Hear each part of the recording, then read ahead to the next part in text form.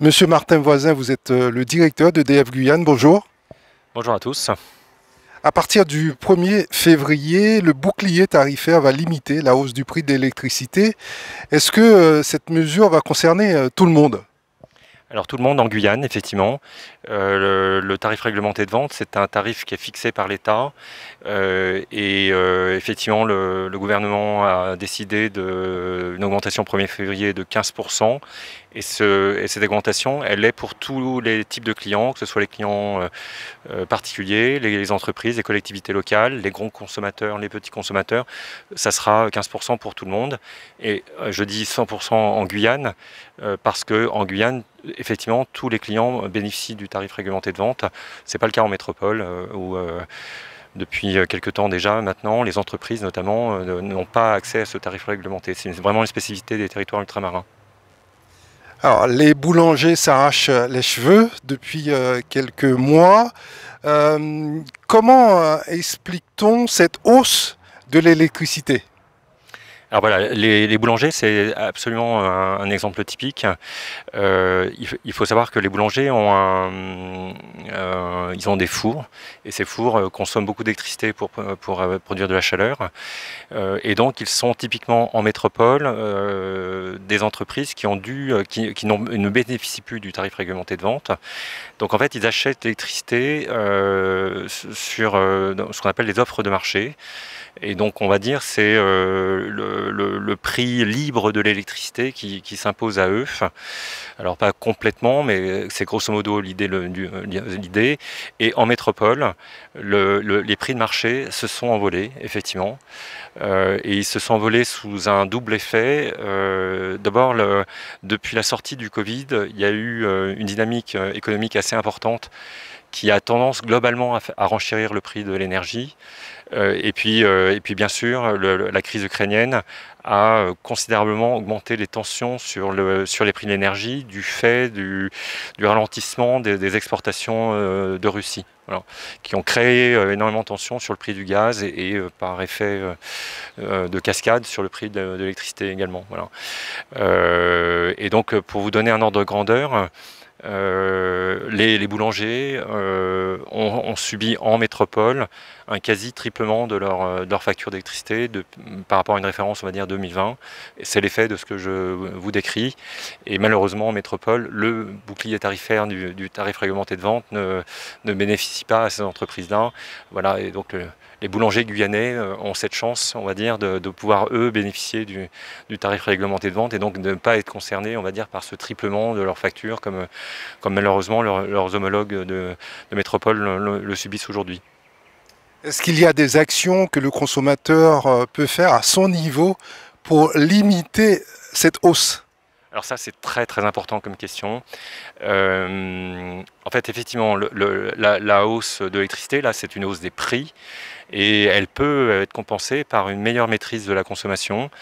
Alors ça commence par les gestes du quotidien, ça. Par exemple, si on a une clim, refroidir sa pièce à 25 degrés ou à 24 ou à 23, ça a une grosse influence sur la facture d'électricité. Donc le conseil, c'est plutôt globalement d'accepter d'être sur 25 degrés plutôt que 23, voilà, par exemple. Je vous assure, c'est un effet très très important sur la consommation d'électricité. C'est aussi des gestes, éteindre sa lumière, éviter de laisser les chargeurs de portable constamment sur une prise. Ça consomme de l'électricité même si vous ne chargez pas votre téléphone portable. Donc il y a beaucoup, on va dire, de petits gestes du quotidien qui peuvent finir par faire de grosses économies. EDF a une application qui s'appelle Équilibre et qui, quand les clients regardent leur espace client, peut leur donner des conseils au quotidien de ce type. Voilà. Et puis après, il y a des moyens, on va dire, de faire des économies plus en profondeur, mais qui nécessitent des investissements. Ça, par exemple, ça consiste à choisir des équipements électroménagers plus performants en termes de consommation d'électricité, notamment par exemple sur les climatiseurs.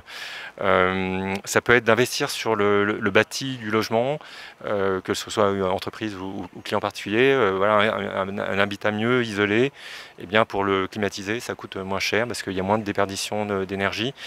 Et je tiens à mettre en valeur des dispositifs d'aide globalement financés par l'État, mais accompagnés par les entreprises. Donc notamment EDF a une gamme d'offres qui s'appelle Agir Plus, qui permet, on va dire, d'avoir des réductions sur ces investissements-là. On va dire il y a des primes de l'État pour accompagner par exemple l'isolation des logements. Voilà.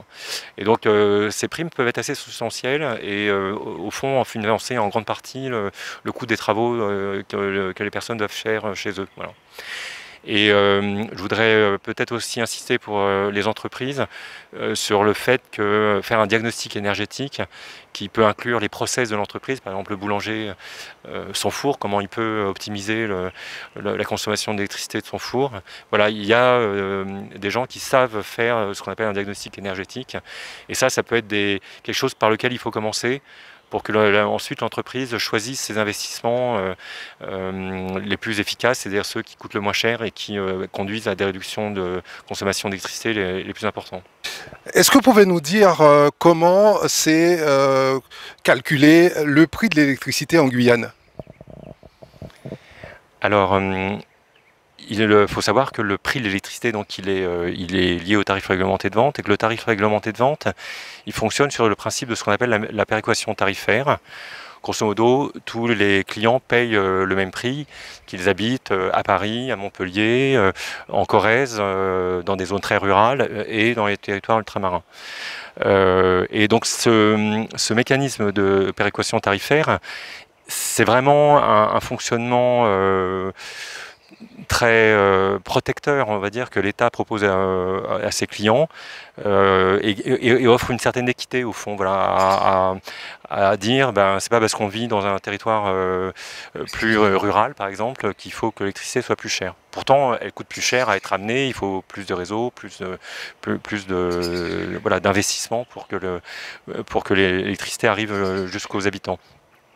Et donc voilà, c'est un peu le mécanisme du timbre, la péréquation tarifaire. Que vous envoyez un courrier de Paris à Paris, de Paris à Marseille ou de Paris à Cayenne, vous payez le même prix. Et c'est ça, la logique, on va dire, et donc c'est un prix moyen qui est payé. Voilà. Ce qui est important de dire, c'est que dans les territoires ultramarins, et c'est le cas bien sûr de la Guyane, c'est un outil extrêmement protecteur des clients.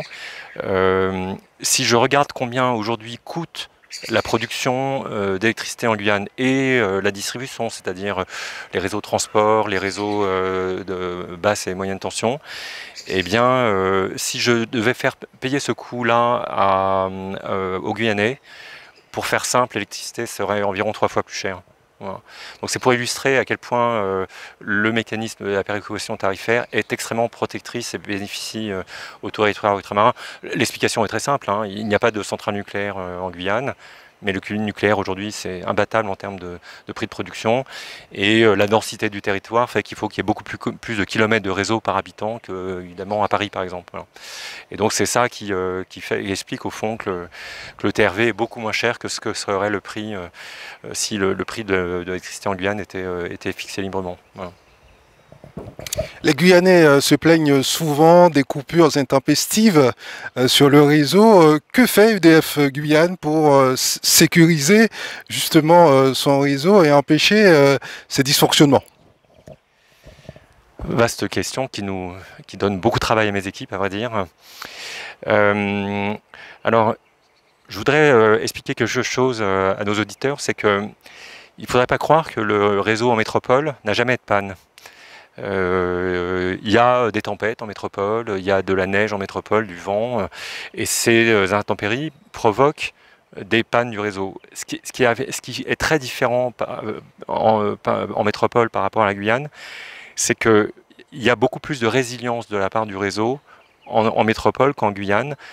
La résilience, ça veut dire quoi? C'est que ça veut dire que s'il y a un incident sur le réseau à un endroit, l'électricité peut circuler par un autre chemin et arriver malgré tout, finalement, en définitive, à alimenter les maisons des habitants. On dit que le réseau en métropole est très maillé, donc voilà, s'il y a une maille qui saute, ça peut passer par un autre chemin. Voilà. En Guyane, l'extrêmement faible densité de population fait que le réseau est beaucoup moins maillé. On est à ce qu'on appelle un réseau en antenne, c'est-à-dire qu'on tire un fil on alimente toutes les maisons sur ce qui longe le chemin du réseau. Et puis à un moment donné, le réseau s'arrête et il ne reboucle pas vers voilà. Et donc s'il y a une panne sur cette antenne, on va dire, ben malheureusement toutes les maisons sont coupées sans qu'on ait de moyens de faire autrement que de réparer le réseau pour que les clients aient le courant. Et donc les investissements qu'aujourd'hui nous faisons, c'est précisément d'essayer de rendre le réseau plus résilient en dédoublant certaines lignes. Par exemple, nous allons faire un gros investissement dont la décision d'investissement se prendra cette année, de doubler la ligne qui relie le barrage de Petit-Saut à Saint-Laurent. Ben ça va... alors ça va prendre beaucoup de temps malheureusement parce que c'est un énorme ouvrage, mais dans une dizaine d'années, ça améliorera considérablement la fourniture d'électricité de Saint-Laurent. Voilà. Et cette logique-là de dédoublement des réseaux, nous augmentons aussi les mécanismes de réparation. Par exemple, le fait d'avoir des interrupteurs automatiques, ça me permet d'agir beaucoup plus vite que d'envoyer une personne sur le terrain pour remettre le courant. Tout ça doit rendre le réseau plus résilient. Et donc oui, il y a des pannes en Guyane. Et notre enjeu aujourd'hui, c'est pas de diminuer le nombre de pannes, même si on cherche aussi un peu à faire ça, mais c'est surtout de faire en sorte que ces pannes aient beaucoup moins d'impact sur la qualité de fourniture. Voilà. Donc réparer plus vite, en un mot comme en mille. Monsieur Voisin, qu'en est-il des branchements illégaux dans des quartiers informels, un sujet qui a occupé ces dernières années la une de nos médias? On en entend moins parler aujourd'hui. Est-ce que cela signifie que le problème est réglé? Non, il n'est pas réglé, et loin de là. En fait, c'est une conséquence du développement démographique de la Guyane, ce qu'on appelle le logement informel. Ce phénomène, il est loin de concerner que le sujet de l'électricité. C'est un problème de politique publique essentiellement. Et donc oui, aujourd'hui, à Cayenne, à Macouria, à Saint-Laurent, à peu près dans toutes les villes du littoral, se développent des habitats informels. Je pense que ce phénomène soumet la politique publique à un vrai débat, au fond, démocratique sur est-ce qu'on accueille ces quartiers, est-ce qu'on les légalise ou au contraire est-ce qu'on les refuse. Et en fait, la politique d'EDF vis-à-vis de ça, c'est en fait d'accompagner la politique publique. Si les élus aujourd'hui nous disent, nous considérons que nous devons lutter contre ce phénomène pour que les clients qui payent l'électricité normalement ne soient pas victimes de ça, parce que malheureusement c'est ça qui se passe. Alors EDF accompagne cette décision de l'État en faisant des coupures. Si au contraire la politique publique consiste à légaliser ces quartiers, alors nous faisons des infrastructures légales. Et en fait, ces décisions-là, elles sont prises en partenariat avec les maires, avec l'État. Voilà. Et au fond, c'est très bien. C'est pas à EDF de juger de la situation démographique en Guyane ou des phénomènes migratoires. Ces phénomènes, ils ont une portée politique évidente. À titre personnel, que la Guyane soit une terre d'accueil, finalement, en définitive, à titre personnel, je trouve ça plutôt bien. Voilà. Et donc la question, c'est qu'est-ce qu'on fait de ça sur le plan politique et ensuite sur le plan industriel. Voilà. Et nous, EDF, la partie industrielle suivra la vision politique. C'est normal que ça se fasse comme ça. Voilà. Les élus sont très courageux sur ces sujets. À vrai dire, je suis très admiratif du travail qu'ils font au quotidien. Nos auditeurs entendent parler du projet de renationalisation d'EDF, qui est donc une volonté du président de la République Emmanuel Macron par rapport à l'ouverture ou la création d'autres centrales nucléaires. Quels vont être les impacts, les conséquences de la renationalisation d'EDF, à la fois sur les clients, mais également sur le personnel d'EDF? Alors, personne ne parle de nationalisation. Il faut être précis sur ce sujet-là. EDF est une société anonyme dont le capital est possédé en grande partie par l'État, qui jusqu'à présent tenait environ 80% du capital, et 20% qui était détenu par des investisseurs privés. Et la décision de l'État, c'est de racheter ces actions, Mais ce n'est pas de modifier le statut de l'entreprise qui consisterait par exemple à refaire d'EDF une entreprise publique comme EDF l'était il y a 30 ans. Donc c'est plutôt, on va dire, laisser l'entreprise société anonyme, mais d'avoir un actionnaire unique qu'est l'État. Et quand l'État choisit ça, ma compréhension des choses, hein, bien sûr, c'est que l'État veut être un investisseur très puissant vis-à-vis de l'entreprise et qu'il veut pouvoir prendre des décisions voilà, en toute responsabilité. Voilà, c'est ma compréhension des choses. Je préférerais bien sûr que ce soit le président d'EDF ou l'État qui exprime ça. Par contre, là où vous avez raison, c'est que cette décision, elle répond à l'enjeu de financer les enjeux industriels de l'entreprise. L'électricité, c'est la solution d'avenir pour remédier au réchauffement climatique et à la décarbonation de l'économie. Voilà, on sait tous qu'aujourd'hui, en brûlant du gaz, du pétrole, on contribue au réchauffement climatique, tout le monde sait ça. Et l'électricité est une réponse à ce sujet, à condition que l'électricité soit produite sans brûler du pétrole ou du gaz. Et donc le nucléaire, évidemment, est une réponse industrielle très puissante à ce problème. Mais les centrales EDF, aujourd'hui, elles ont entre 40 ans, on va dire, de vie. Donc ce sont des ouvrages industriels un peu vieillissants. Voilà. Et donc il y a à réinvestir sur la filière nucléaire pour que le nucléaire permette réellement de répondre aux enjeux de transition écologique. Et on parle de beaucoup d'argent. Voilà. Et donc EDF seul, avec son propre mécanisme de chiffre d'affaires, d'autofinancement, serait sans doute très dans l'incapacité, on va dire, de financer tous ces investissements qui attendent l'entreprise.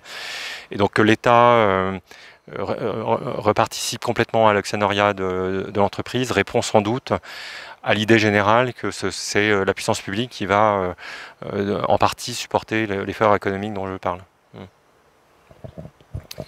Sur la construction de nouvelles centrales nucléaires, il y a un débat là-dessus, tout le monde n'est pas d'accord, mais bon, on ne va pas s'y éterniser. Maintenant, j'aimerais que l'on parle du développement durable à une époque, ou en tout cas à un moment où le réchauffement climatique se fait de plus en plus visible à travers des catastrophes naturelles. Que fait EDF Guyane pour produire une énergie propre? Alors, d'abord, je tiens à dire que le mix énergétique de la Guyane est totalement incroyable.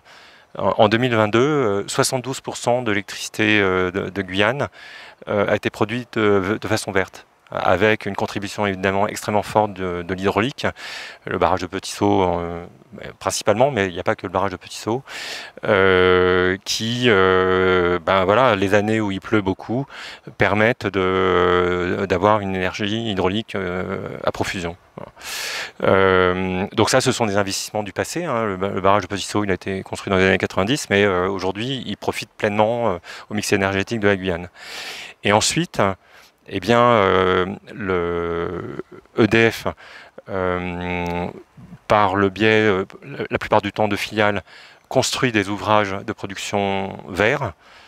Ça sera le cas de la fameuse centrale de Larivot, dont tout le monde espère une décision rapide maintenant. Donc la centrale de Larivot, elle fonctionnera avec de la biomasse liquide, donc concrètement à partir des végétaux. Et puis bien sûr, il y a le développement du photovoltaïque que là aussi, à travers ces filiales, EDF accompagne. Je voudrais préciser bien sûr que sur la notion de production d'électricité, EDF n'est pas le seul acteur. Il y a beaucoup de porteurs de projets aujourd'hui en Guyane qui sont intéressés par investir sur l'électricité verte, et c'est très bien. Et l'enjeu d'EDF dans ce cadre-là est aussi tout simplement que les réseaux supporte, on va dire, l'injection de ces ouvrages nouveaux sur le réseau. Voilà. Donc nous faisons des renforcements de réseau pour permettre à un porteur de projet, par exemple un grand champ photovoltaïque, de pouvoir faire rentrer l'électricité produite par ce champ photovoltaïque sur les réseaux d'EDF. Voilà. Et ça demande des investissements assez sensibles en termes industriels. Voilà. À vous entendre, Monsieur Voisin, EDF n'a pas vocation à développer le monopole de l'électricité ou à garder ou à maintenir en Guyane. C'est un peu ça? Oui, absolument. La production d'électricité, notamment, fonctionne en concurrence. Et c'est très bien parce que ça stimule l'innovation. Et on voit bien pour produire de l'électricité, aujourd'hui, il y a beaucoup plus de façons de faire qu'il n'y en avait dans les années 70 où le nucléaire et l'hydraulique représentaient, on va dire, 100% on va dire, de la production d'électricité. Donc pour verdir la production d'électricité, il faut être innovant. Et l'innovation, elle est souvent stimulée par la concurrence. Donc j'ai vraiment absolument aucun problème comment dire, de principe à ça. Voilà. La seule nuance que j'introduirais, c'est qu'il faut que l'équation économique de tout ça soit quand même supportable. Autrement dit, que l'innovation se fasse dans une régulation économique supportable par l'État, pour faire simple, puisque ces investissements, quand même, globalement, aujourd'hui, sont financés par la Commission de régulation de l'énergie. Est-ce que c'est pas de la pure théorie tout cela? Est-ce que le marché est suffisamment rentable pour attirer des investisseurs en Guyane dans les faits? Ça, c'est tout l'enjeu de la loi de programmation pluriannuelle de l'énergie, de répondre à cette question. Cette loi, qui est en cours de révision, elle doit proposer une vision stratégique de ça, c'est-à-dire concrètement comment on répond aux attentes du territoire dans les nombreuses prochaines années, parce que investir dans l'énergie, ce sont des investissements sur du long terme, ce sont des investissements petits sauts, 40, 50 ans, 60 ans, voilà. Donc prendre des décisions d'investissement de ce type, c'est quand même important. Et donc ça propose une vision stratégique de dire, ben voilà, en 2028, nous voulons que la Guyane soit complètement verte en termes de production d'électricité. Ça, c'est une première vision stratégique. Et pour cela, quelles sont les filières industrielles que nous promouvons? Non, ensuite, une fois cette vision-là établie par l'État, par la CTG, les financements publics seront donnés pour répondre à ça, mais en insistant sur le caractère soutenable de ce que j'ai décrit, il faut que les porteurs de projets s'inscrivent de façon cohérente avec la programmation pluriannuelle de l'énergie. Voilà, c'est ça la boucle de régulation de ça, c'est le financement. La centrale du Larivot a vocation à se substituer à celle du port de Dégradé-Cannes arrivé en fin de vie. Vous avez une date? Non, puisque ça sous-tend à une décision de justice? Oui, c'est ça. C'est un projet industriel qui a été engagé il y a pas mal de temps maintenant, qui a fait l'objet de recours. Voilà, et ces recours sont effectivement en cours d'instruction par la justice. Il y a eu une audience le 17 février qui a permis au ministère public de s'exprimer sur ce sujet. Nous attendons la décision du tribunal, voilà, paisiblement. Mais je voudrais insister sur le fait que EDF a toujours été très constant dans sa vision vis-à-vis de cet ouvrage. Sans cet ouvrage, nous ne pourrons pas assumer une qualité de fourniture bien maîtrisée à nos clients. Et ça, c'est essentiel. On a vu tout au long de l'année 2022, à chaque fois qu'il y a eu des épisodes de rupture de la production d'électricité, il y a eu 2 épisodes cet été, il y a eu des épisodes dans les communes intérieures, à Maripasoula ou à Saint-Georges. Dès que la production d'électricité est fragile, ça peut créer des situations vraiment très très compliquées vis-à-vis des clients, les habitants de la Guyane. Et donc nous considérons que cet investissement est essentiel pour garantir la sécurité d'approvisionnement en électricité des Guyanais. Voilà. Et nous y tenons avec beaucoup de conviction et en tant qu'ingénieurs. Voilà, nous sommes des ingénieurs, nous ne sommes pas des économistes, c'est pas le sujet. La Guyane en a besoin et c'est une question de science. En attendant, est-ce que vous avez des plans B et C que vous pourriez partager avec nous? Non. EDF a toujours dit que ce projet était essentiel. Et donc, à partir du moment où on dit ça, on ne dit pas c'est essentiel, mais on peut peut-être faire autre chose. Non. Nous avons toujours raconté la même histoire sur ce sujet. Voilà, aujourd'hui, il faut que ce projet se fasse. Et en attendant, la centrale de Dégrade des Cannes continuera à fonctionner et on continue à investir pour qu'elle puisse fonctionner en toute sécurité. Mais il faudra un moyen thermique vert. Mais il faut un moyen thermique sur l'île de Cayenne. C'est une obligation scientifique, vraiment, j'insiste là-dessus. Nous sommes sur le campus de Troubiran, comme les internautes peuvent s'en rendre compte, peuvent le voir, ce qui nous amène à parler de la formation et du recrutement également de vos collaborateurs à EDF. Aujourd'hui, est-ce que, en termes de profil, vous arrivez à recruter localement des collaborateurs à tous les échelons à EDF Guyane? Alors quasiment, oui. EDF est un recruteur important pour le territoire et ça va augmenter ça parce que comme la Guyane est un territoire en développement, il faut que nous soyons capables d'accompagner le développement. Donc aujourd'hui, voilà, sur les prochaines années, nous allons continuer à recruter, c'est une certitude. Nous recrutons beaucoup de filières techniques. Donc des électriciens, des mécaniciens, voilà, donc de la main-d'œuvre qualifiée et formée. Et bien sûr, ensuite, nous accompagnons ces personnes dans leur montée en compétences au sein de l'entreprise. Mais on recrute aussi des conseillers clientèle, des responsables achats. Vous voyez, on a un panel d'emploi des informaticiens assez complet. Et l'extrême majorité de nos recrutements se font en Guyane. Voilà, il y a quelques imports sur des compétences rares qui viennent de métropole, mais ce ne sont pas des recrutements, ce sont des gens d'EDF qui amènent l'expertise qu'ils ont de leur métier en métropole et qui viennent la partager avec les Guyanais. Voilà, un sujet qui est évidemment très sensible pour l'emploi en Guyane. On a entendu les syndicats, à certains moments, certains temps, dénoncer une présence trop marquée, trop forte de la sous-traitance à EDF. Qu'en est-il au niveau justement de la politique des ressources humaines? Est-ce que cet apport de sous-traitants est nécessaire pour faire fonctionner l'entreprise? Alors il est absolument nécessaire. Il est impossible pour EDF aujourd'hui d'assumer l'ensemble des défis industriels que nous avons seuls. Non, ça serait inenvisageable. Et puis surtout nos prestataires amènent des savoir-faire que nous n'avons pas. Et ce n'est pas un problème ça. Mais je ne crois pas que les syndicats aujourd'hui en fassent un sujet de revendication. Ce qui serait un sujet de revendication, c'est si le rapport entre ce que font les prestataires et ce que font les agents EDF se faisait par une augmentation, on va dire, du volume de prestations. Mais ce n'est pas le cas. Aujourd'hui, EDF investit énormément. On a un budget d'investissement considérable, ce que j'ai expliqué, pour fiabiliser la fourniture d'électricité, accompagner le développement du territoire. Et nous avons besoin à la fois de beaucoup d'agents et beaucoup de prestataires. Et c'est un équilibre qui doit bien marcher. Voilà. Après, il faut que nos prestataires soient au rendez-vous. Et donc, il faut qu'eux-mêmes fassent face à nos commandes.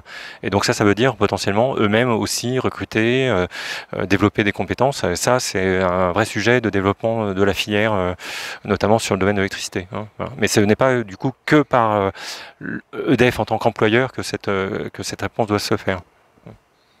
Vous pouvez comprendre par là que ça pouvait dégrader le service fourni par EDF à ses clients. Non, mais ça, c'est une vision vraiment trop caricaturale. Les prestataires travaillent très bien, ce sont des experts de leur métier. Le sujet n'est pas de faire les choses à leur place. C'est de les faire. Le sujet, c'est de nous savoir bien acheter ces prestations-là et de créer les conditions économiques pour que ces prestataires vivent raisonnablement. Voilà, non, ça fait pas de débat. J'aurais tendance à dire qu'il y a vraiment la place pour tout le monde tellement les besoins du territoire sont élevés. Voilà. Donc il y a besoin du développement d'une filière de prestations sur ce sujet, sur notre domaine, et nous aurons les expertises pour accompagner ces prestataires. Voilà. Hormis la centrale du Larivot, quels sont les projets d'EDF Guyane? Eh bien, nous investissons beaucoup sur le réseau, tout simplement. Nous renforçons le réseau, je vous l'ai un peu évoqué tout à l'heure, en investissant pour fiabiliser le réseau, le rendre plus résilient aux pannes, comme je l'ai évoqué tout à l'heure. Et donc ça, et puis en développant le réseau là où les habitants habitent, hein, tout simplement, des territoires qui grandissent. La Guyane aujourd'hui va construire 15 000 logements par an. Il faut qu'il y ait l'électricité dans ces logements, ça c'est une évidence. Et donc nous investissons pour que l'électricité arrive jusqu'à ces habitations-là et que les compteurs soient posés. Voilà. C'est l'investissement vraiment au quotidien de l'entreprise EDF pour que les clients aient l'électricité et fiable. Voilà. Donc l'électricité, c'est plusieurs métiers, hein. C'est de la production, c'est du réseau, c'est de la clientèle, c'est les gens qui accueillent les clients et qui gèrent les questions sur leurs factures. Voilà, c'est tous ces métiers-là que nous faisons en Guyane, et nous investissons sur chacun de ces métiers pour que les Guyanais aient une expérience de l'entreprise satisfaisante. Voilà. Tout n'est pas parfait, hein, j'en ai bien conscience, mais nous sommes pleins de bonne volonté pour que le service public de l'électricité soit exemplaire chez nous. Monsieur Martin Voisin, je rappelle que vous êtes le directeur d'EDF Guyane. Merci d'avoir été notre invité dans InfoCampus sur Radio Mayuri Campus. Je vous en prie, merci beaucoup de votre accueil et avec plaisir pour cet échange.